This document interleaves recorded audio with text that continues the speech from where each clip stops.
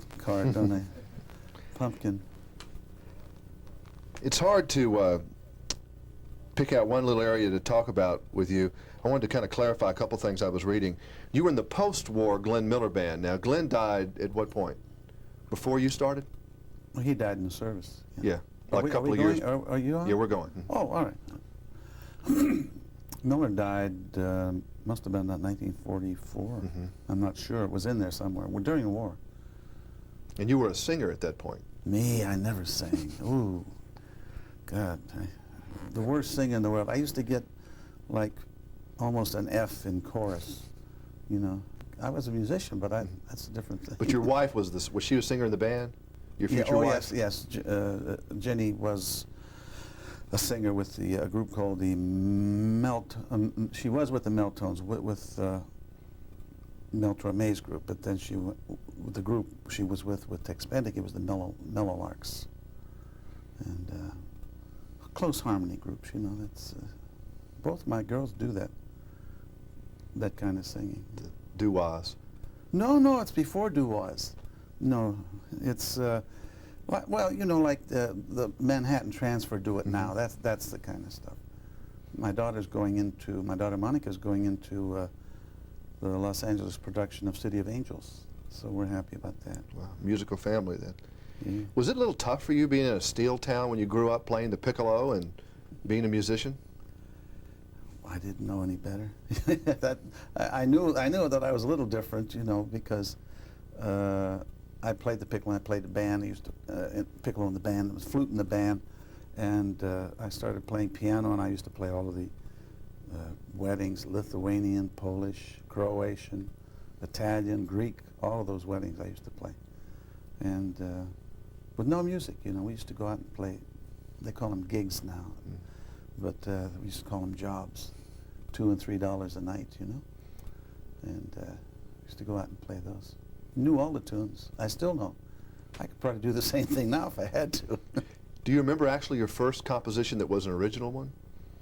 And did it ever appear in anything? No, I wrote a piece. I was about that time. There was these big piano pieces, the Stairway to the Stars, and these kind of quote pianistic tone poems. And I wrote one. I can't find it anymore. Called Manhattan Moods. I thought it was really something.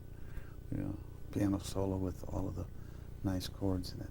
I mean, were you one of these kids growing up that listened to the radio a lot late at night trying to get input into music that you wanted to hear? Did you go around listening to people play, or what was really getting you excited? Radio was the total, was your total outlet.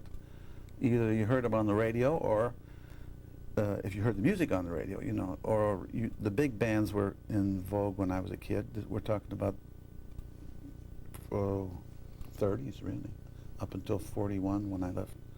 42 when I went to the service. But the big bands were in vogue, and the only place you could hear them was on the radio. And they used to be a lot. They had a lot of what they called remotes. The big bands from Cincinnati. A lot of them came out of Cincinnati for some reason or other.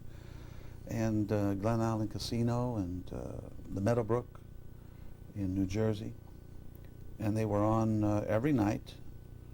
And we had one of those sets, one of those at Water Kent. And used to listen to that stuff. But it was very inspiring. It's the only outlet we had. Movies, you know, I went to the movies once a week. But the thing that was the real communicator in those days was radio. But that's what got you excited. Benny Goodman, Tommy Dorsey, yes. All those bands on the radio, and you wanted to do something like that. Yeah, well, I got then of course I started buying their records, and that was a big step forward to kind of analyzing and just listening. I was a fan, you know, like kids know they can name the Stones off, they can name all of the groups around, Aerosmith, all of they know everybody in the band, you know. I used to know everybody in those bands, except that they had a lot more people in the bands, and I used to know who the third alto man was and the fourth trumpet, things like that. You just when you're young, you soak up everything. Were you a real, I mean, obviously you had to be a very fertile composer if when you first went to work for Universal. I mean, you just basically went to work and did 9 to 5 cranking out music pretty much, right?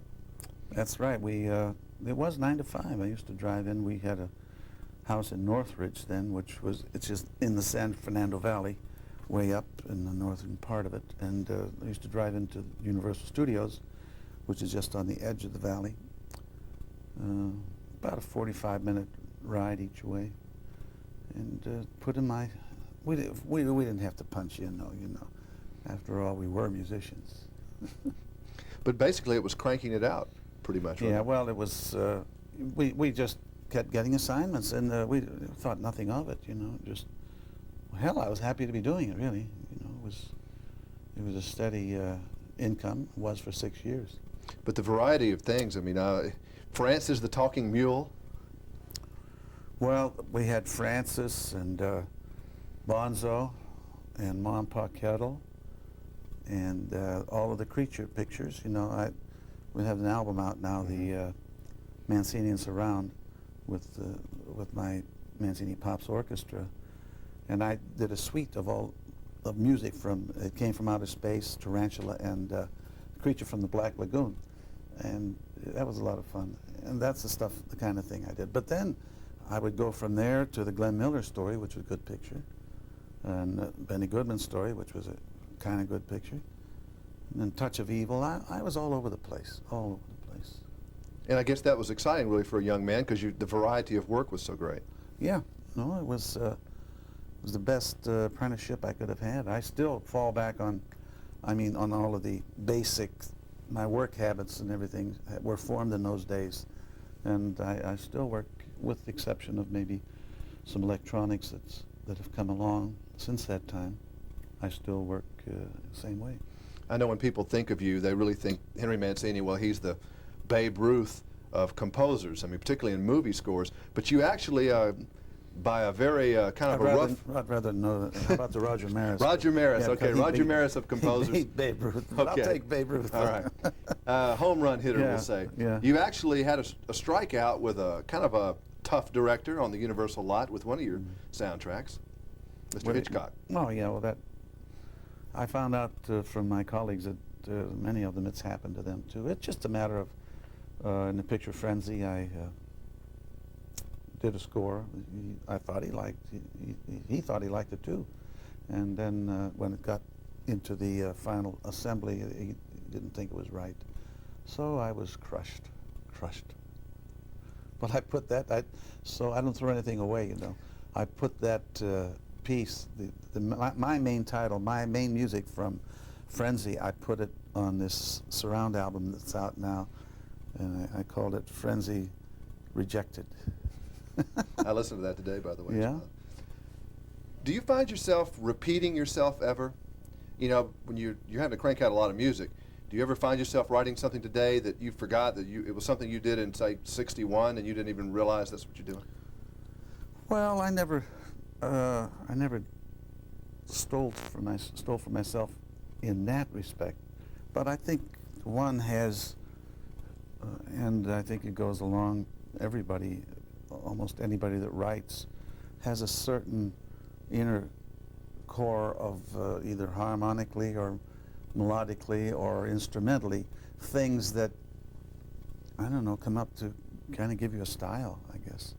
Although in a lot of pictures that I've done, if you didn't know that I had done them, you wouldn't know it was me writing, because it doesn't have the trademarks. I have a lot of baggage, you know. I have trademarks that people associate with me, and it's brought me everything I have. But then again, it's worked against me with people who figure that that's me, and they don't want me to fool around with let's say, a dramatic picture that they have that doesn't call for that kind of thing, not knowing that I can do what they want. It would really be hard to compartmentalize you. I know I've heard you talk about this before. I mean, you have done a lot of romantic things, and you obviously have done great in those. You've done a lot of mystery-type movies. And you've done a lot of other genres, but I guess you're really known for The Breakfast at Tiffany's, Days of Wine and Roses. Your biggest successes have been with romance. Right, absolutely. And romance and light comedy, and well, yeah, like Charade, Pink Panther, all of those things. That's why I say I don't. That's the good news, you know. That's the good part of the coin, and it's been very good. When you say like John Williams, I think that's the other composer that people think of when they think of movie music. How would you say you differ from his style? If I was a director, you know, and I was looking for someone to do my movie, and I know of you two guys, obviously I think I may know a few more, but I mean, those are the first two names that come to mind. What's different in what John Williams would do for you than what Henry Mancini would do? Well, what John Williams is known for, John can do just about anything. I mean, he's a marvelous all-around composer. But of course, what he's known for are the big epics, the space pictures he did, the Lucas pictures, and the Spielbergs. And he's come into an awful lot of other Home Alone, you know. And so I would say that, but his trademark, I would think, would be the big orchestra, the large orchestra sound. And then I guess your particular trademark, when I think of Peter Gunn, dun dun dun, is a strong rhythm line or a dancing string or a little piano number. It's more of the smaller but pointed pieces. Well, well, if you're going back to Peter Gunn, that was almost like chamber music, you know, chamber jazz. We didn't have a very large orchestra for that. But yes, here again, what you get known for, and the Pink Panther is an out-and-out kind of swing piece, you know, with tenor sax and all of that business. So, yeah, I'd like to be known as a romantic guy. That's a good MO. I was looking over. By the way, you had something that a lot of people don't have. John Williams can't say he's got this. That's a #1 record. Hardly anybody has a #1 record. In fact, Johnny Mathis, who you're working with tonight, has never had by himself You mean a single #1 record, and you have. Well, there you go. I got lucky that time. That was Romeo and Juliet, and you have to figure that was 1970. And rock and roll was really, really hot, really cooking around there, cooking along. And I had seen the picture Romeo and Juliet, and been impressed by this one recurring theme that Nino Rota had scored a good deal of the picture with. And I came out of the movie and I said, "Gee, well, nobody's recorded that darn thing. I wonder why." That's when people were recording picture themes. Now they're not too much. So I was doing a piano album at the time, The Warm Shade of Ivory, and I got the copy, and then I made the little arrangements. Very simple piece, you know. And we put it out. We put out a single. And we thought the big one was going to be "Windmills of Your Mind." You know, that won the Academy Award that year. So we put that out. They used to have A and B sides. Maybe they still do. But the A side was that, and the B side was Romeo and Juliet. And strangely enough, a rock and roll station in Orlando, Florida, put the record on one night, maybe not even scheduled, you know, but after all the kids gone to bed and they thought they'd gone to bed. It was put on about 10, 11 o'clock at night, you know, just as something to get away from the pounding. And that was it. The minute that record went off, the lights came on in the studio, you know what I'm saying, the telephones and everything, and it just went across the country, became #1. Yeah, you knocked "Get Back" by the Beatles out of first place, and that's quite a compliment. Did I do that? That was the #1 record before yours. Well, hey, all right. What are the first things you think of when I name these particular things you've done? Breakfast at Tiffany's. Well, I think of Audrey Hepburn, and I think of just how inspiring. That was the first of our 4 things together. How inspiring she is to watch up on the screen. You have to be good when she's up there. Pink Panther series. Yeah, very, very enjoyable. Very, I got to meet, Peter Sellers and I became friends. David Niven and I became friends through that picture. And it was kind of, well, it turns out once in a lifetime kind of picture to do. Peter Gunn. That started everything. That was, before that I was 9 to 5. After that I was, I guess 9 to 9 around the clock, you know. The Days of Wine and Roses. That was a good change of pace for me because I had done Tiffany's, Gunn, Mr. Lucky, a couple of other things, and this picture came along at exactly the right time because it was a dramatic picture. And it also gave Johnny Mercer and me a chance to write the song, which has has become a standard. Hatari. That was another kind of mold breaker for me, because that had a lot of music in it, and it had music that I had never kind of done before, with the wild animals and all of that kind of business. And it also was a springboard for the Baby Elephant Walk. An offbeat one, but one that more people probably have heard than almost any of your music. The theme from the Today Show. Not today. We did Nightly News. Yeah, well, that was, I did three things for NBC. The Nightly News they used about 10 years ago, and before John did his.